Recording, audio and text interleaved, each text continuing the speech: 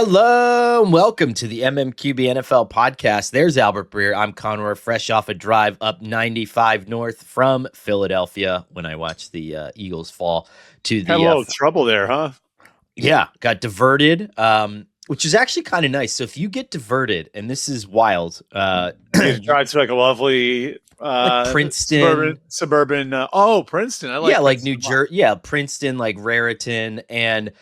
I'm actually pretty familiar with that because, like, two of my best friends from college went to Bridgewater Raritan High School.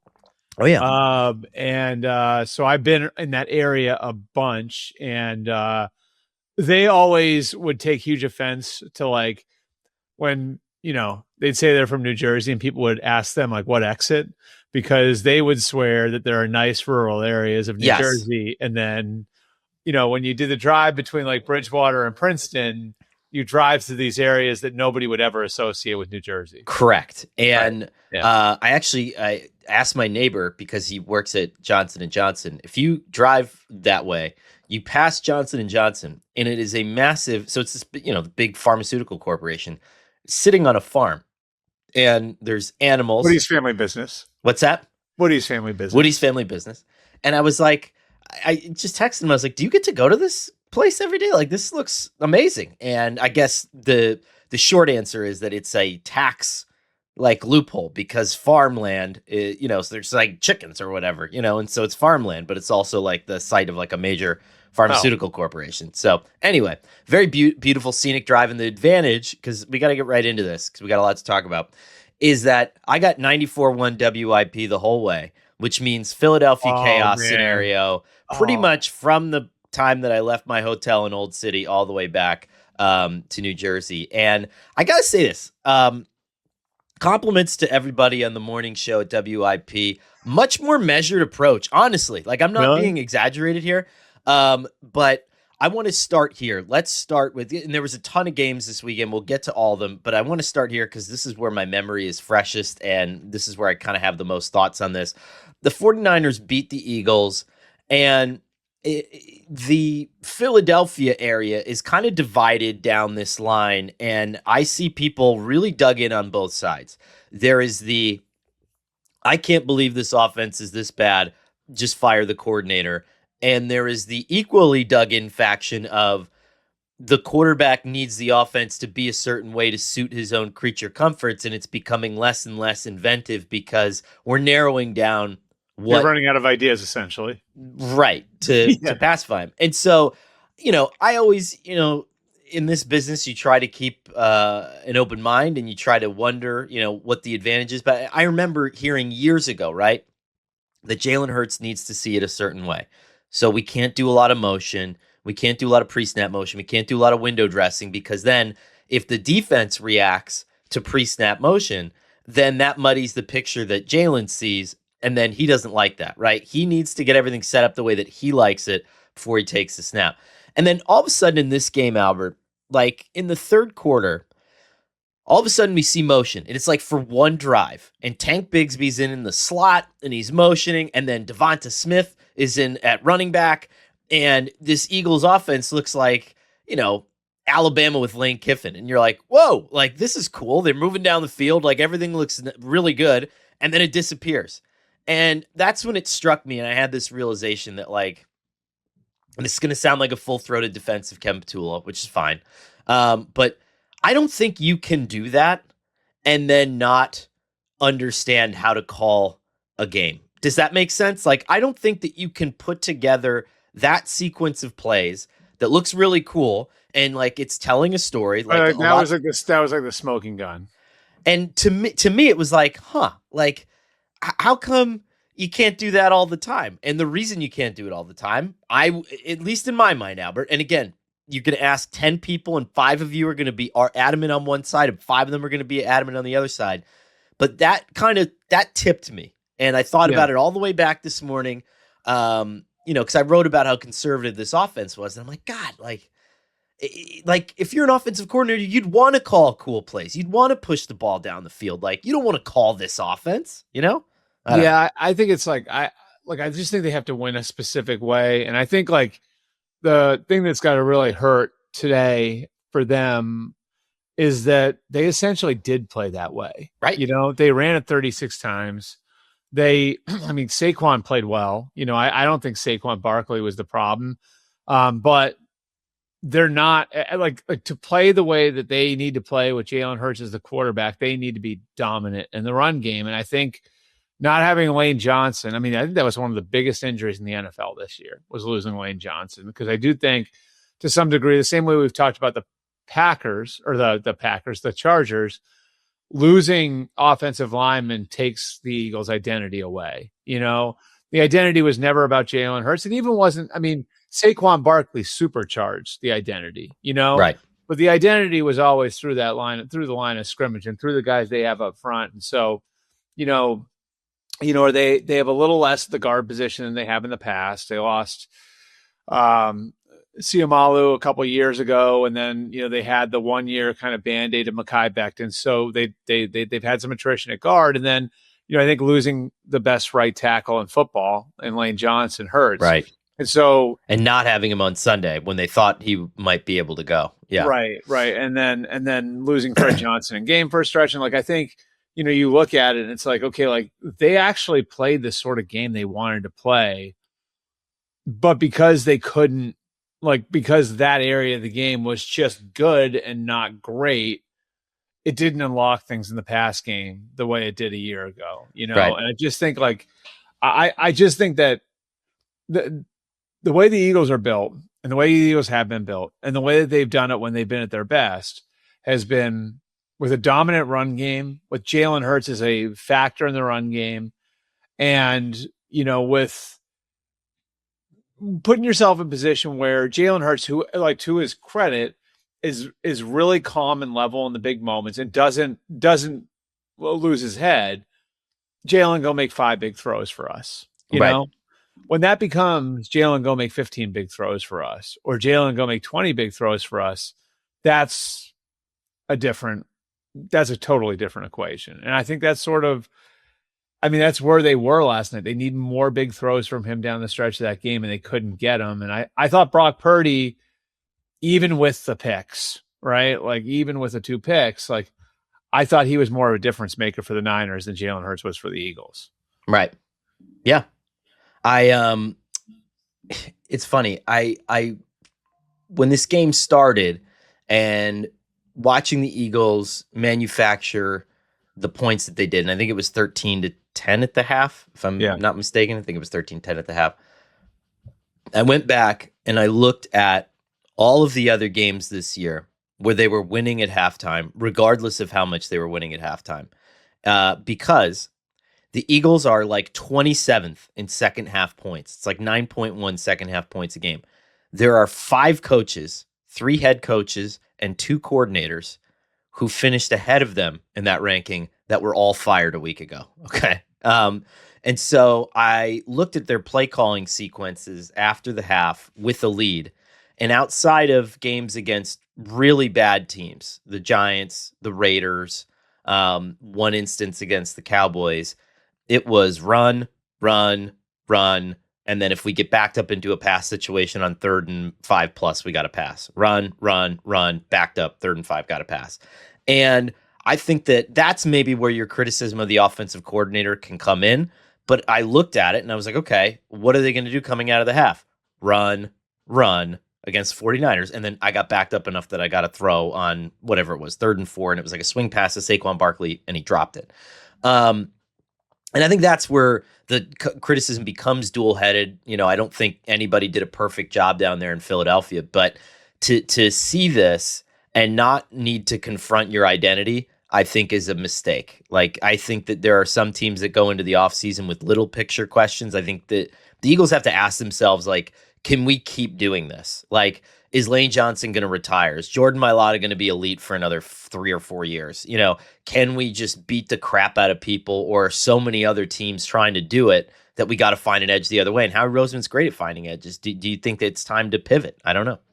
Yeah, I think, so they're going to have a decision to make with A.J. Brown, I think, because you're starting to get to the point with him where I don't know, maybe I'm crazy. I think he clearly lost a step this year. And he's got the knee issue, which is sort of which is why the Titans traded him in the first place. And so, like, do you like view this as the time to cut bait with AJ Brown, which, you know, like leaves you with like a decision, like, okay, like how do we replace him? You know, because I do think Devontae Smith was their best receiver this year. Like then, like I think you look at the offensive line, probably going to have to spend a high draft pick on a tackle, whether Lane Johnson is back or not, because, you know, like you have to keep feeding what's been your identity, and Howie will do that, you know, but I think now with the age of those two guys, both Lane and Jordan, like, you know, I think you do have to at least consider like, okay, you know, we need to get another one in the pipeline. So there's that. And I think, you know, you like you said, you've got to confront like the reality of where you are offensively and what it's going to look like around Jalen Hurts for the next 2 to 3 years. And so the good news is, and I think this is like something that a lot of people haven't taken a good enough look at and haven't paid enough attention to. I think the defense is in really good shape going forward. Uh-huh. And I think you've got like good young talent on that side of the ball. I think the defense this year was better than last year's defense. And Agree. You know, between Jalen Carter, which, you know, like there's some question, like when you pay him, is that going to, you know, they're going to have to figure that out, you know? But Jalen Carter can be, you know, certainly one of the 3 or 4 best defensive linemen in all of football. You found a young pass rusher in Jalix Hunt. You know, Jihad Campbell, I think, is going to wind up being a really, really good player. Jordan Davis, Moro Ajomo, you know, and kind of taking the Williams role, has become like a really good player for them. And, you know, then you look at the corner spot, which is a trouble spot a couple of years ago, and you got Quinion Mitchell and Cooper DeJean going forward there. I just like look at where they are defensively, you know, and like I think that you at the very least are in a position where you've got a chance to be really good on that side of the ball for the foreseeable future, which might buy you a little time to figure it out offensively. On the flip side, Albert, I thought, and I'm curious what your take is on this, but I think a fair criticism of Kyle Shanahan has been over the years like that once the offense kind of stalls and the Shanahan machine is not rolling and they don't have you in their clutches, he kind of loses a little bit of zhuzh as a play caller. And then when they're in long yardage and then you have this throwback flea flicker touchdown pass to Christian McCaffrey that comes out of nowhere. And Kyle said after the game it was a Clay Kubiak suggestion. And these things are nuts when you go through it, right? It has to be on the right hash. It has to be on the right down and distance. You have to have the right personnel on the field, and you have to have the right look from the defense. And they got it all lined up. And then all of a sudden, holy smokes, you got this game-breaking call from Shanahan, which I mean, and Clay Kubiak, credit to him too. I mean, I thought that was just like just a cherry on top of his best coaching season. I'll say it. Now, and I don't think that's controversial. Did you see like the Juwan Jennings thing is great because somebody posted his. I just pulled him up. Somebody posted his recruiting ranking from when he was in high school. You know, he was the sixth ranked dual threat quarterback in America in the class of 2015, right? Kyler Murray was number 1. Okay. Sam Darnold was number 5. Wow. Juwan Jennings, number 6. Joe Burrow, committed to Ohio State, was number 8. Lamar Jackson was number 12. So he was ranked 6 spots above Lamar Jackson in the dual threat quarterback rankings. So I always think that stuff is fascinating, looking at these guys' backgrounds and like what a throw that was and what a ridiculous catch. I mean, that would be a great catch for a receiver, you know? And it's just, I mean, Christian McCaffrey, his value to that team with the amount of guys they've lost, and like he's the one constant, like he's the one piece. Him and Trent Williams missed the one game at the end of the year, which really cost them. But, you know, I think it's pretty incredible too how the story of this Niners team is how much they've had to withstand in the revolving door at so many different positions. But the one thing that they haven't lost all year is the guy who's coming off of what was like a devastating weird injury last year that he went to like Germany to go get fixed, right? I think Christian McCaffrey has had, at least, before we all voted on it, an MVP case. And that catch was another example of why. I mean, just a spectacular individual effort. I can't say enough about this, and I'll say this too. Salah had some great calls in this game, and when I remember looking over at I was sitting next to the great Nate Davis from USA Today. He was locked in, and then I had an aisle seat next to me, so I had no one to say this to except for myself. And so when I saw him, the Eagles take the timeout, and then you have Jalen Hurts walking back out on the field for a 4th and 10 at the end of the game, and then I see Salah walk everybody up to the line of scrimmage. I'm willing to bet the mortgage on my house that it's over, because it was such a move of, okay, the Eagles are, and this is what Sirianni said after the game, we needed to take a timeout to get a picture and get an idea of what they were doing. Okay, well, you waste that timeout that could have helped you, when you gave the ball away and possibly given you a chance to get the ball back one more time. And you waste it to get a picture for Jalen, and then Salah comes right back out and says, you know what, I'm going to scramble this egg, and you're going to look at something completely different. And as soon as I saw that, and then he dropped someone right into the zone where Jalen was looking to throw over the middle of the field, and it was over. And I thought that, as gutted as his unit has been, he's made some great calls in this one too, and their run defense was active. Yes, Saquon Barkley had 100 yards, but it really wasn't like an effective 100 yards. You know what I mean? It wasn't one of those 100 yards that rips your heart out. So no, it wasn't. It was, and like I said, like that's the difference. Is like the Eagles played the type of game they wanted to play, but it was good, not great. You know what I mean? Like it was Saquon Barkley played fine, and Saquon Barkley wasn't the problem, but he also wasn't taking the game over, which, like, I don't know that people understand how much that unlocks. Like, it makes you so much more difficult to defend in the passing game when that's happening, and because I don't think they had that gear the same way they had that gear last year. It just looked different. And again, I don't think that's a product of Saquon Barkley. I think that's a product of the offensive line not being quite as dominant as it was, because of the injury issues and because of some of the attrition that they had to deal with. Let's move on. We got a lot of games to get to, but that was a cool one. By the way, you did say the WIP. I do want to do one thing really quick, because you did say WIP was measured, right? Yeah. Did you see the kid, like the 6-year-old that one of the local news stations interviewed? No. All right. I'm going to play this for you. Maybe Shelby can drop the video out. Drop the video in later. Give me 1 second here. Yep. This is a 40-something-year-old Albert highway directing technology in the middle. He's of the podcast. he's probably older than 6, if I'm being fair. But here you go. Yes, this was a huge letdown. This was my Christmas present, and I got a loss. Oh, no. You probably would have rather had Cole, huh? Yeah, probably. I'm feeling two of two things. A, I want A.J. Brown packing his bags, and I want him somewhere else that is not here. I love you, A.J., but, like, you can't make those drops in that game. And I also want Kevin Patullo flipping burgers at, like, the local McDonald's or something. I don't care. Why do you say that? Whenever he's an offensive coordinator, it's like he's flipping burgers. One side, he's cooking. One half he's cooking, and the other half is completely raw. See, like, you thought like the flipping burgers comment was going to be a total insult, but it actually wasn't. It was just kind of a mixed bag, Yeah, I mean, he added that he was cooking. Nice he was job. cooking and then he was raw. Yeah. I thought that was well done. Give that kid an internship. WIP. By the way, we've got a lot of really just tiresome media arguments coming out of this Super Bowl weekend, but I will say this. And I'm not going to step in it.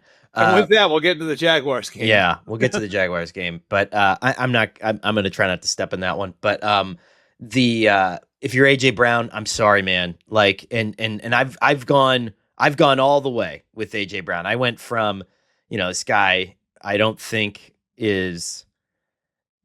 the guy that you would want on this team to coming full circle to, getting to know his story and his background a little bit better and being like, you know what, like, I think we need to do a better job of trying to reach him and to understand him and go through this self-development process that he's going through to, like, you can't complain about the offense, drop a couple of balls, and then not say anything after the game. And I'm not one of those guys where you need to, like, nail yourself to a cross afterwards, but but you can't have it two ways where you question the efficacy of the offense and then not go up there and be like, yeah, a couple of big spots, I dropped the ball. And I think that's as simple as that. There's also like an accountability, and that can create a problem in your locker room where, like the older guys, the highest paid guys generally are the voices of the team. And like, if someone in that position, like, isn't vocal, doesn't talk very much, you know what I mean? Like, that's fine if he doesn't talk after a game like this.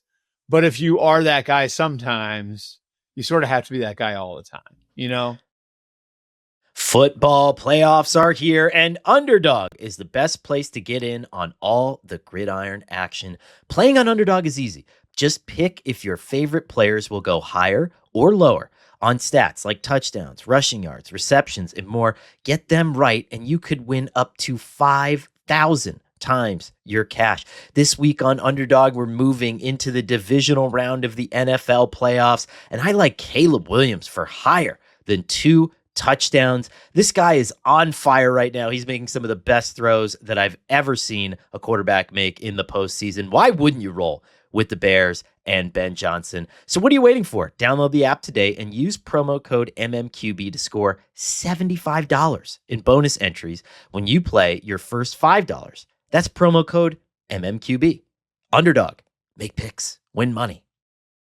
All right, let's move on to let's go to the Rams and the Panthers. We go from a big game to one that, like, I mean, this was a great game, but and I don't know if it was just the circumstances of it. I initially listened to the fourth quarter on the radio, and then I went back and I watched it in real time. So maybe it just didn't feel as big to me, but I don't know. What were your takeaways from this one, Albert? This was a game where if you would have told me that Puka gets 111 yards and a touchdown, Matt Stafford throws 3 touchdowns, and what, the Rams don't lose any fumbles. They actually recover a fumble. I would have said, oh, wow, did they win by 40 points? But this was a great game from Carolina. I would say, I really felt like, okay, so the Rams lose to the Seahawks on that Thursday night, right? Like whatever that was, almost a month ago now. Then they come back and they get their doors blown off didn't get their doors blown off, but like didn't look great against the Falcons. So McVay says, okay, we really have to go back to the drawing board here, and all the guys are going to play against the Cardinals. Then they looked okay in that game, but not like what you would expect. And I sort of thought, all right, like, they're going to put their foot on the gas, and we are going to see the Rams that we saw in October and November, right? Like, this is going to be the full-on Rams. And I would say there are 2 things that I come away from that game thinking. I think number 1, Matthew Stafford, the guts that he showed and the toughness that he showed, and like his finger, clearly something happened, right? And his numbers, it was very, very clear. Like, his numbers were not the same. And somehow in the fourth quarter, he was able to gather himself and put together 2 game-winning drives, right? And make high-level throws.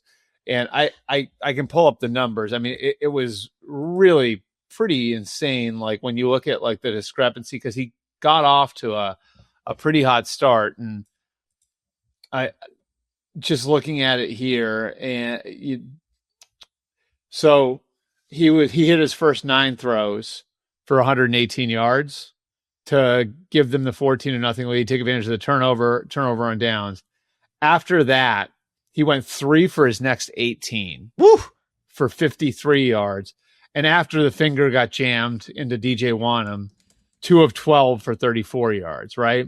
Right. So that's where he was when the Panthers took their first lead. From that point forward, he was 12 of 15 for 143 and 2 touchdowns. Right. I mean, that's like ridiculous, you know? Yeah. Like you hurt your finger, everyone knows it. It's clearly affecting the way you play. And then you're able to come back in the fourth quarter and play.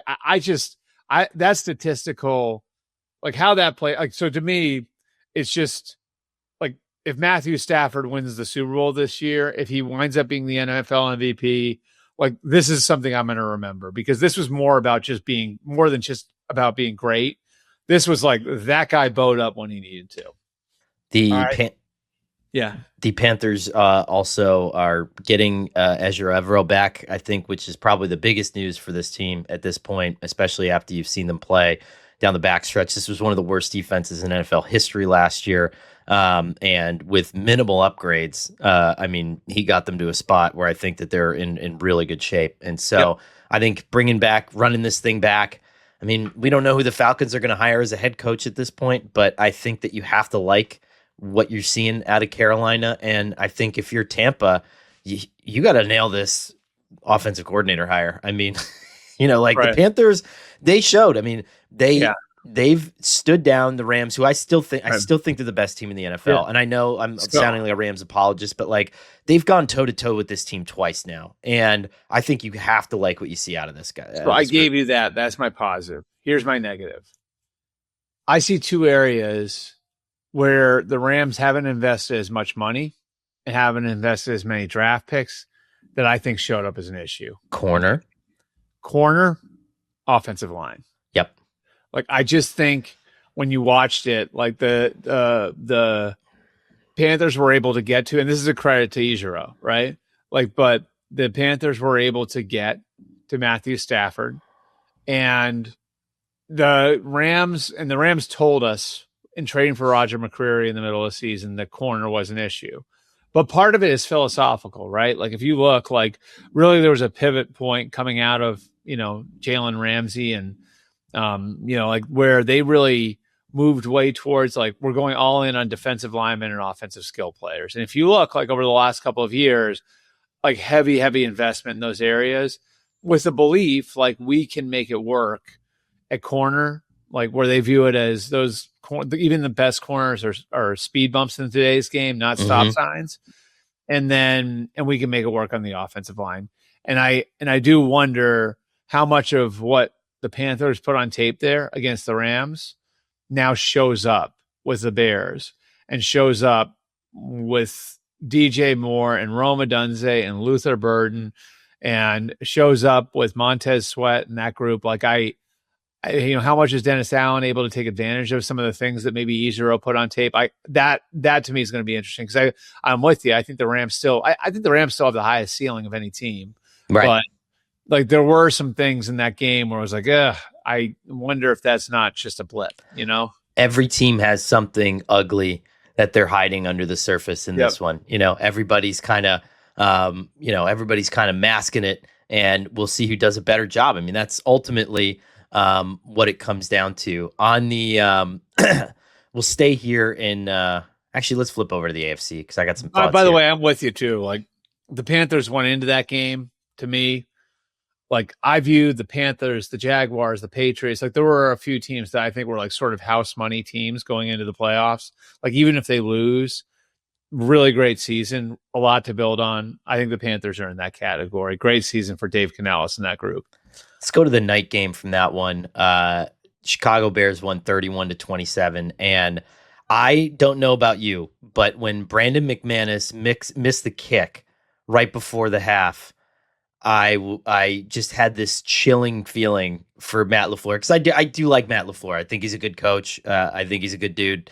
And I just had this chilling feeling, especially when I watched him do the halftime interview. And I wonder if he knew that like the Bears were going to come back out of this like a house on fire. And they did. And it ended up being 25 fourth quarter points. I mean, God. I thought, well, we can start with the Bears and then we'll get to LaFleur, right? Yeah. So I thought this was, not to oversimplify it, but this was like a Ben Johnson and Caleb Williams game. You know what I mean? Like, and I think it starts for me. with some of the things that Ben did in that game. And I think you can kind of see the advantages that he's giving the team and the conflict that he's putting defenses in nonstop, right? Right. So there's the 2-point conversion that I believe cut the lead to 3, the Packers lead to 3, right? Where they come out and you see him. I think you saw him on the sideline. They're all doing the flex, right? Like to go jumbo. So they threw, I don't know if it was 2 or 3 tight ends, but they threw a big personnel grouping out there and they line up in that big personnel grouping on the 2-yard line. And then they spread out and they got Colston Loveland isolated on a linebacker as a result. So for people who don't know, the reason you would do that is because you've got like this queen on the chessboard in Loveland, right? And so it's how can we generate a matchup for him? And by putting bigger personnel out there, you're forcing the other team to take their defensive backs off the field and put bigger people out there. So you're compromising them. And so you saw that, like where he compromised them, got Colston Loveland one-on-one with a linebacker, easy 2-point conversion. And then the game-winning touchdown. And I asked DJ Moore about this after the game. I was wide open. This wasn't like a high-level Caleb Williams throw, right? Like, why the F open? Yeah. And DJ explained to me, and I had to go back and look at it, but DJ explained to me like how the fake screen on that, right? So you had a fake screen on that. And then you had Loveland, who was out there to block on the screen. You had the 2 guys out there, and you made the defenders choose, are you going to cover Loveland or Moore? And so they had to cover the screen. So they're coming down to cover the screen. And then the guys in the back end, like, so you have, the safeties in the back end, and now they've got to both respect the screen. And, oh, wait a minute, those guys are now running downfield and we got to pick one to cover. Yeah. And DJ Moore was like, it was an easy, obviously easy throw there for Caleb to make. So that's the Ben advantage.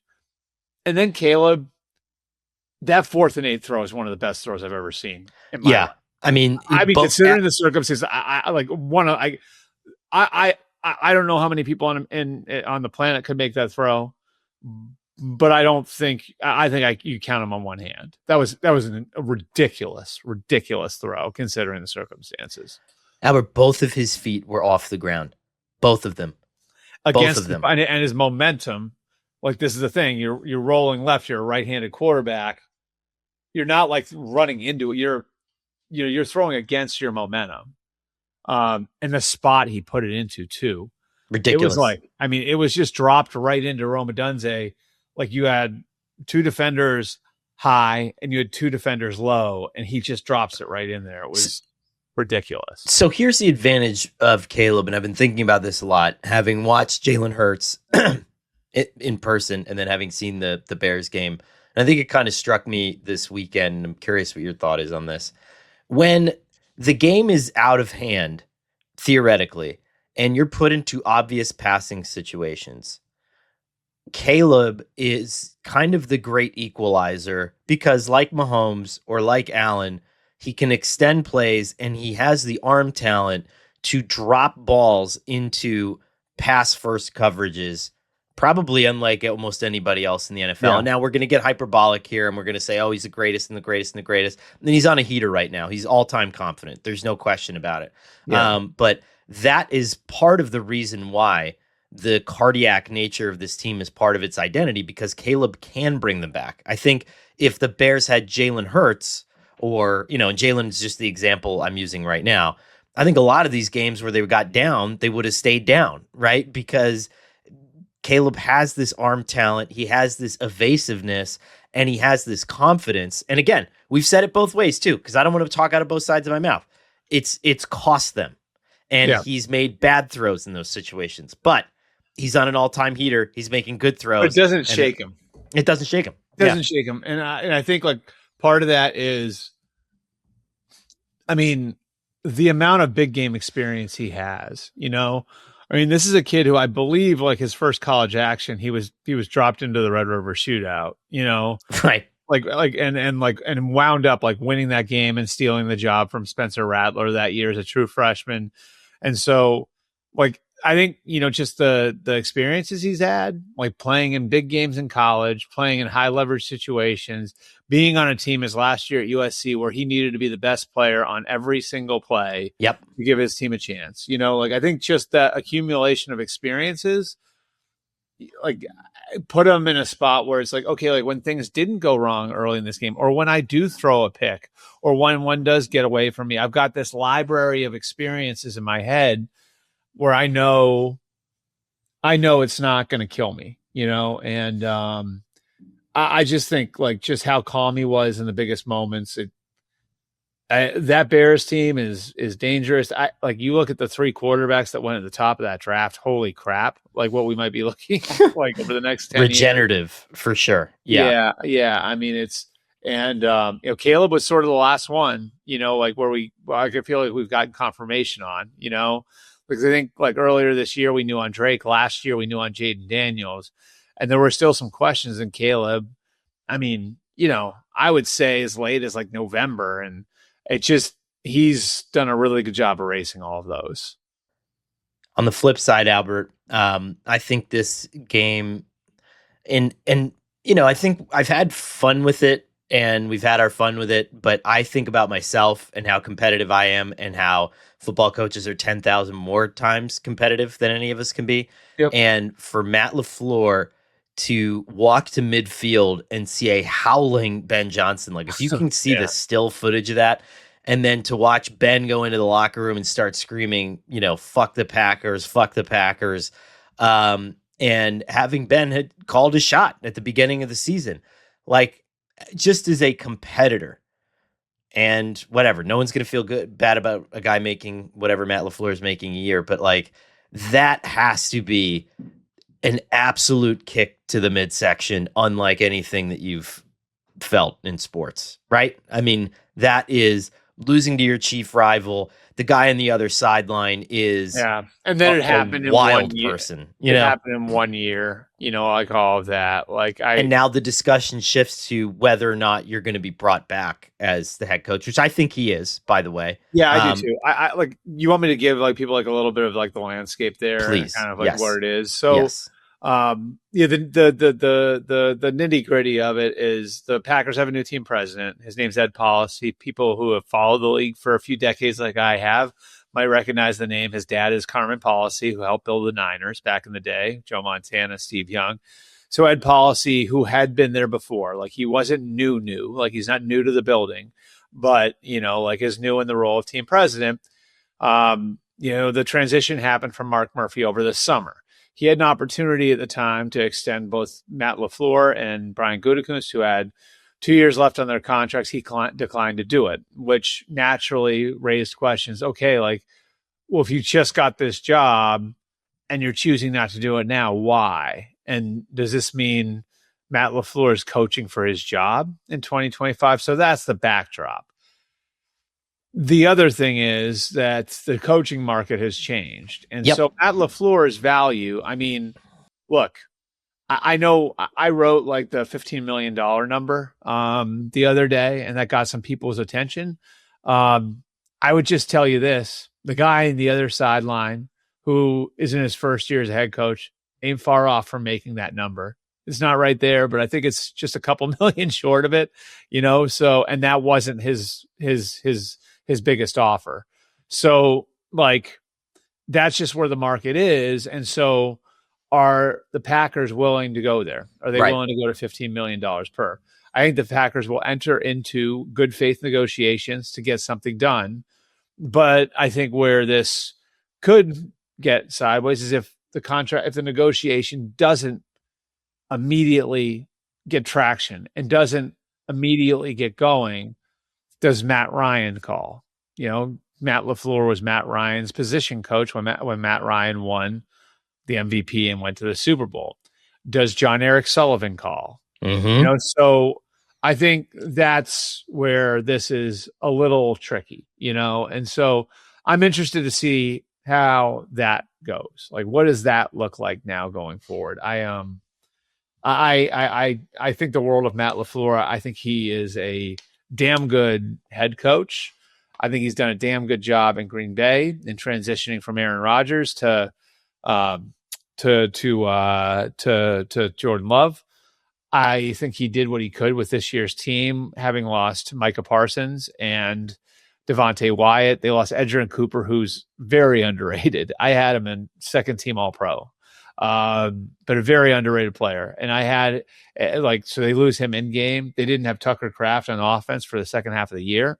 So I think he's a really good head coach. The question is, are the Packers ready to pay him at that level? Right. And like, if they all have trepidation about it, and someone calls, will they listen?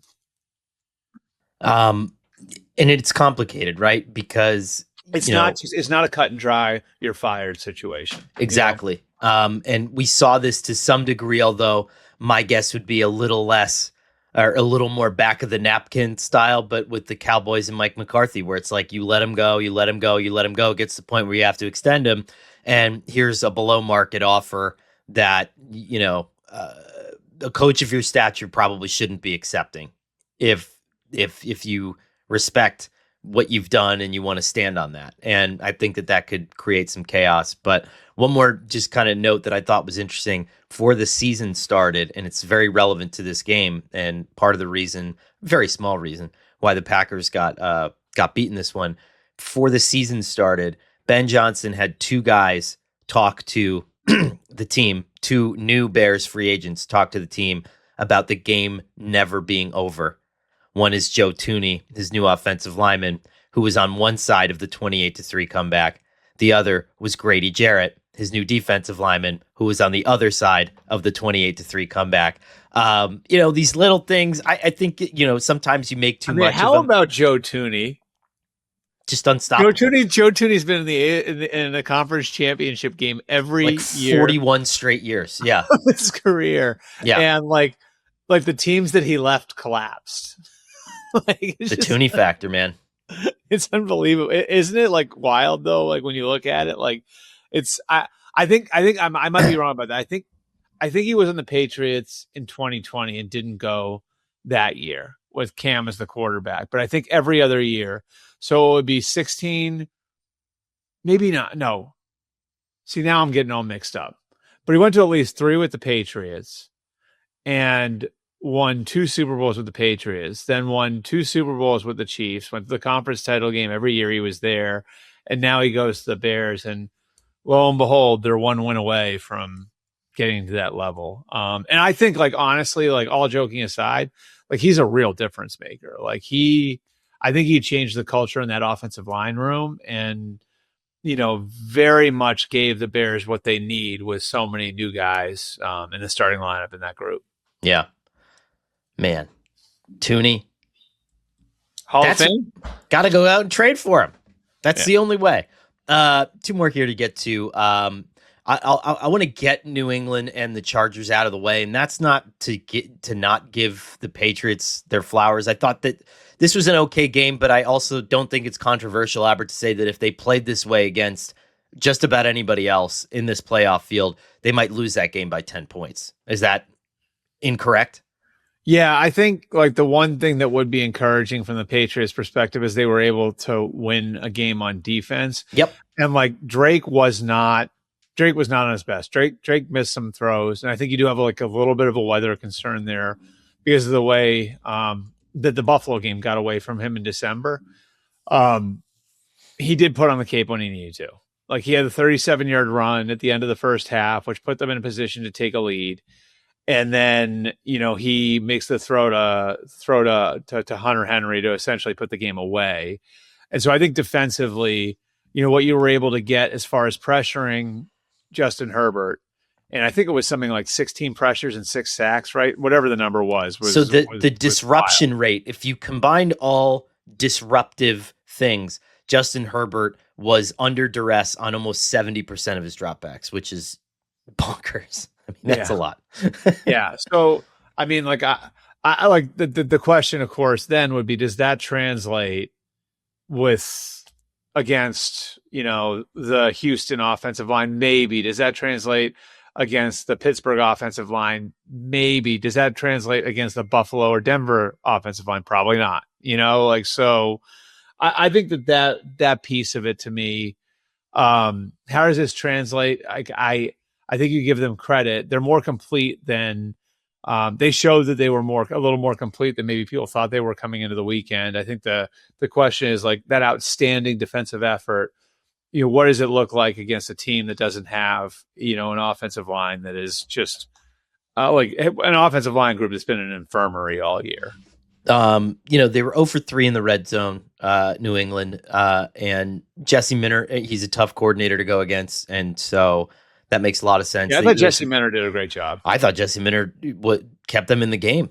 Yeah. Quite frankly. But you go 0 for 3 in the red zone if you're New England. I think, the chance to have whatever it was, 9 points become 21 points, or I forget what it was at the end, but those are things that are going to come back to haunt you. Obviously protection, especially on that left side.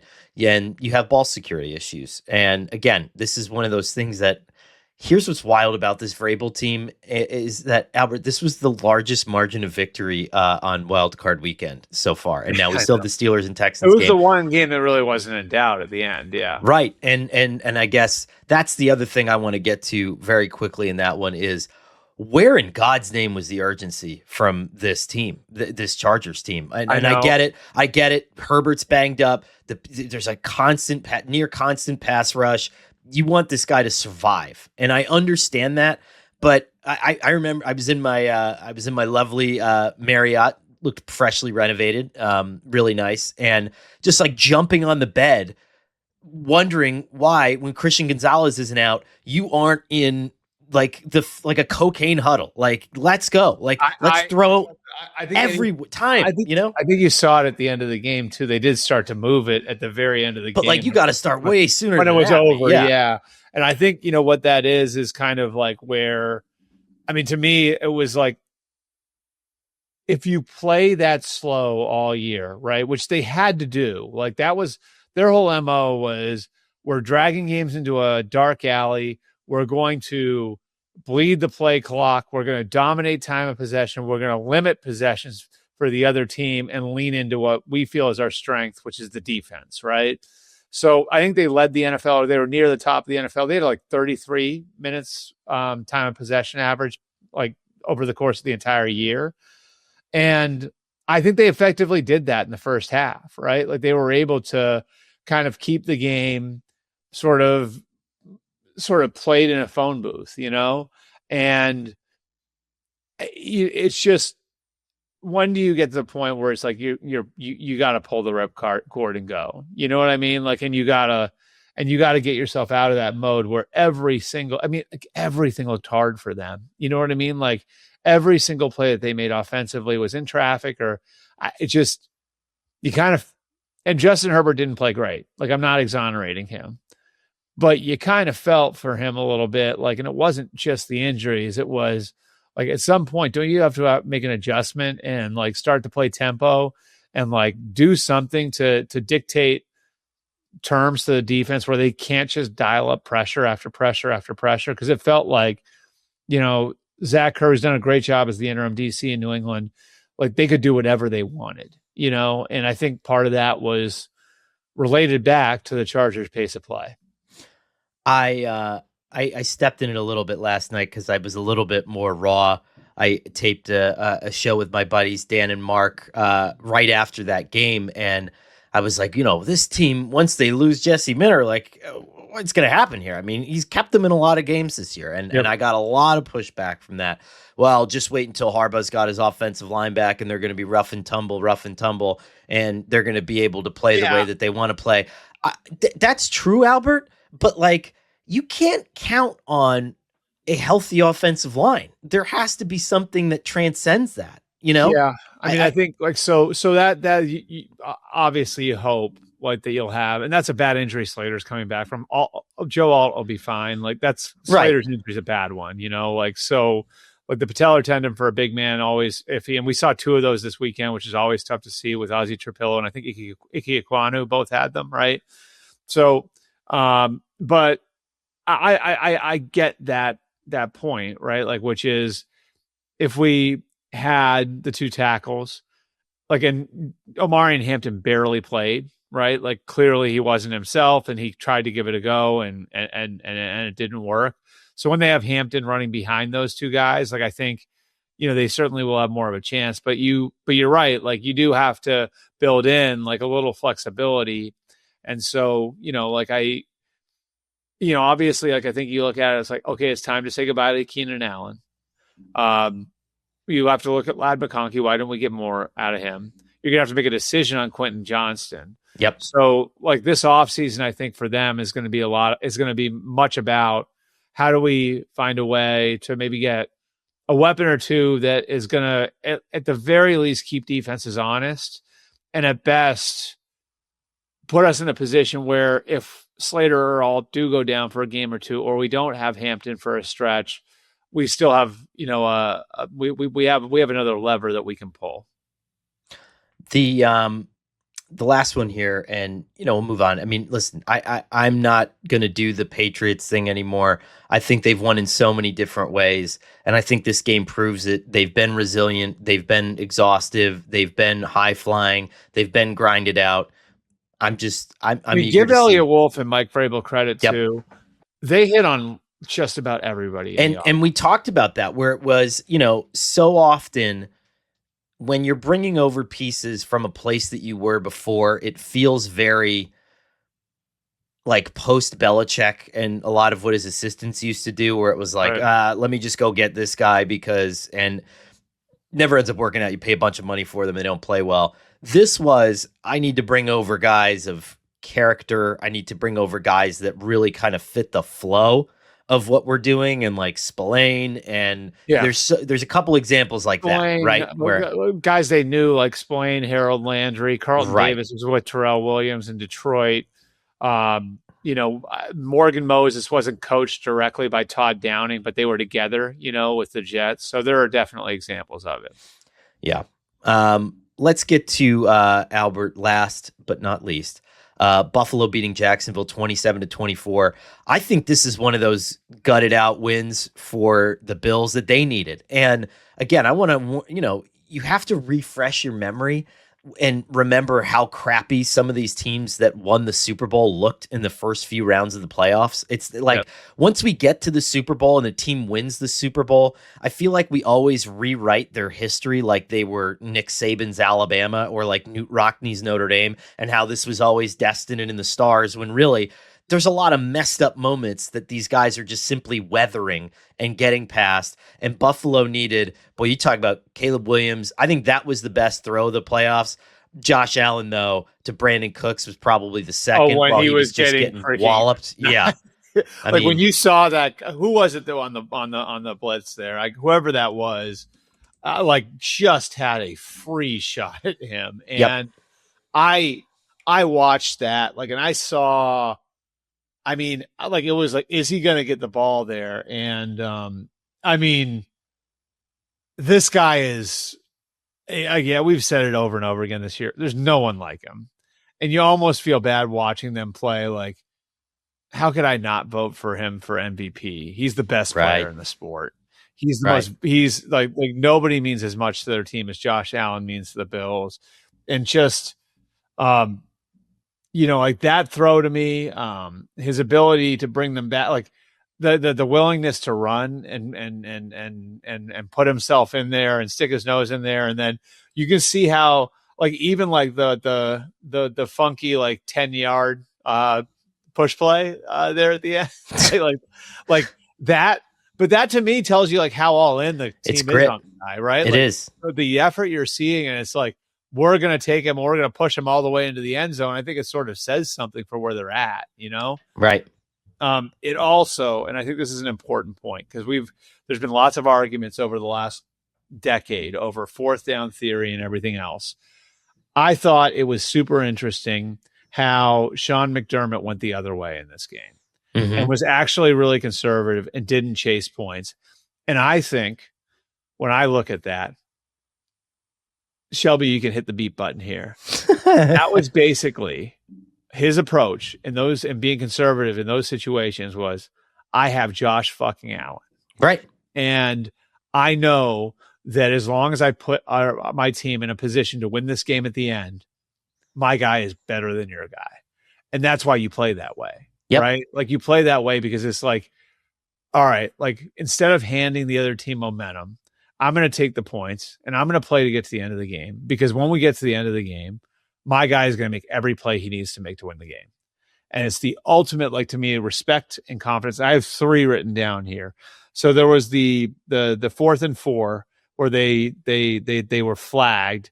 And so they kick a 50-yard field goal there in the first half. Matt Prater hits that field goal, right? So that was a long field goal for a kicker who was banged up, but they choose not to go for it on 4th and 4. So the decision was the same there. Then there was another 4th and 4 from the Jaguars 45 at the end of the half where they punted and took the delay, right? And that was, I think, all right, we're good. You know, we don't need to chase points here. And then, you know, in this early in the second half, I think this is the first or second possession of the second half, there was a 4th and 4 from the Jags 29 where they send Prater out there again, hits a 47-yard field goal. And that one, it was the first possession of the second half, put them up 13-7. And I think just those decisions essentially are like, we don't need to go nuts. Right. We know at the end we get the best player. You know, and we know what he's capable of doing. And, you know, sure enough, Josh Allen made the throws he needed to make at the end of the game to win it. And, man, I don't root for, I haven't rooted for anyone in an NFL game in over 20 years, but I want to see him on a Super Bowl stage. You know, I just, the idea of having that player on that stage, like it has to happen at some point. You know what I mean? Like, and I feel like, with him turning 30 in the off season, it's kind of like, you know, if you feel like every time it doesn't happen, it's almost taking away from the league a little bit, you know? So I agree. I mean, that's why I picked the Rams-Bills Super Bowl, because I'm tired of predicting. I didn't know you were with me on that. All right. I am. Well, okay. My second chance, my initial one was Eagles-Bills. Okay. And that at the beginning of the season. And then when we did it again, end of season before the playoffs started, I wanted Rams-Bills. I did preseason, mid-season, end of season, Rams-Bills every time. Good for you. That's way to stay consistent. Well, because I never get it right. So like I figured if I had a chance here and in mid-season it was looking pretty good, it's like I have a chance here, I better stick with it. So yeah. I think this too. And I want to say one thing about Liam Cohen, who, my God, I mean, pushed Buffalo to the absolute brink in this one. And if your day 2 criticism of him is that you didn't run the ball enough in the second half. Yep. And I suppose, okay, that's something that you can get on him for, but like that to me feels like champagne problems at this point, honestly. I mean, you know, and yes, it was like a 71% rushing success rate, and clearly the Bills are compromised in that way.